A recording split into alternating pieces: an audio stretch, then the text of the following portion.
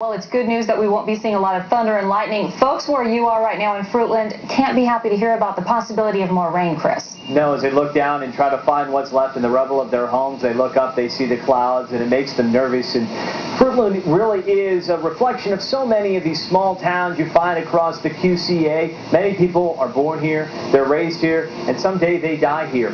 The mayor of this small town is a hometown boy, and over the last 36 hours, he's been trying to keep it together as he tries to direct the recovery effort amongst a lot of sorrow. How is the town doing, Mayor? Right now, it's pretty devastated. People are kind of in shock of what happened. Losing total homes and property is just devastating to people. And it's heartbroken to see your neighbors and friends and family that don't have anything. As we look around here, this is about ground zero from where this tornado ripped through your small town. Did you ever imagine you'd see anything that looks this devastating in your hometown? Never imagined that. Never at all. I've been here all my life and never seen a tornado down here. I've been here over 50-some years and never had seen one. Seen one close, but it didn't do any damage like this. How will your city recover? We will. We will cover. It's a strong community. Everybody's going to pull together and work together, and everybody's going to help everyone. Yeah. When you look at this, I mean, we're standing in an area that had someone been on this street when this tornado went through, they probably would have been killed. And you know that there were some injuries here, but no one died. No one died. No one. We were very fortunate. No one died. We had a postal lady that everybody's concerned with. Had a broken hip. She's still in the hospital. Had surgery on it. But had some minor injuries, shoulder injuries, cuts and bruises, but no one has ever had died. No. You're the leader of this town. It sounds like you've been able to keep your composure, but you get choked up. Yeah.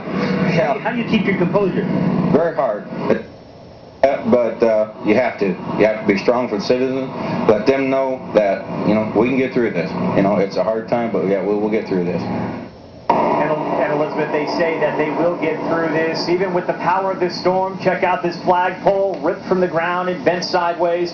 They say they can overcome the power of this storm by the strength of community, and this community will recover. And Chris, that is something we see time and time again in all of our QCA communities. Folks really come together to help each other. Obviously, this is no different. That's right, not in Fruitland. Good afternoon, Elizabeth, from the Muscatine County Sheriff's Department. It shows a sheriff's cruiser as he turns back towards Muscatine. You can see the storm coming. That, I'm told, is near Curry's Backhoe. We took you there yesterday. That was a building that was flattened by the tornado as 10 to 12 workers scattered in pickup trucks.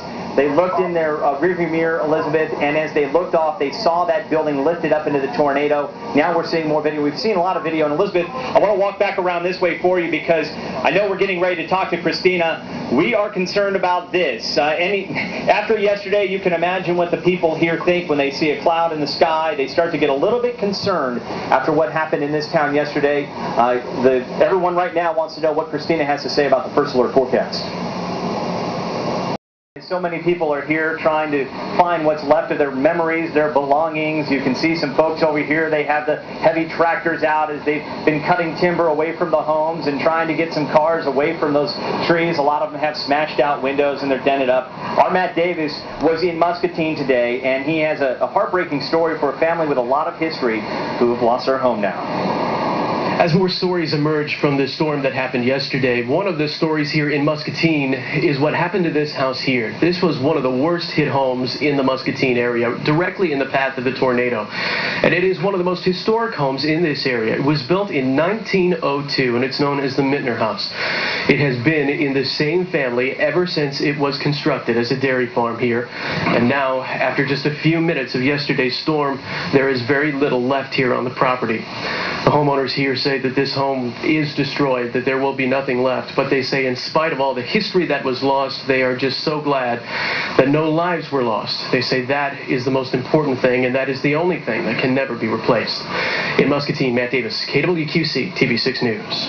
And we want to show you another thing that is just, it really takes you by surprise when you come here and see some of the damage. This is a speed limit sign. It was torn out. It's on a 4x4 post, and as you look down at the bottom of the post, you can see where it was snapped out of the ground when this tornado crossed North and Fitzsimmons, this intersection, and made a beeline for the City Hall and the post office across the way. Elizabeth, a lot of damage out here really takes you by surprise. I know that there is a lot of other news of the day that we have to talk about, but out here, these folks' lives revolve around trying to pick up what's left. Well, Chris, and every story that's out there is more and more astonishing. Everything you see that you're showing us, it's really hard to believe how those tornadoes ripped through. And the folks who live here say they're amazed no one was more seriously injured than the broken hip at the post office or killed. One very important note to give you, Elizabeth, there have been a lot of folks showing an interest in volunteering here in Fruitland. The Bandag Corporation has a building across 61 from the turn to Fruitland. They're asking people to go and check in there if they do want to volunteer. All right, and tonight there are shelters open also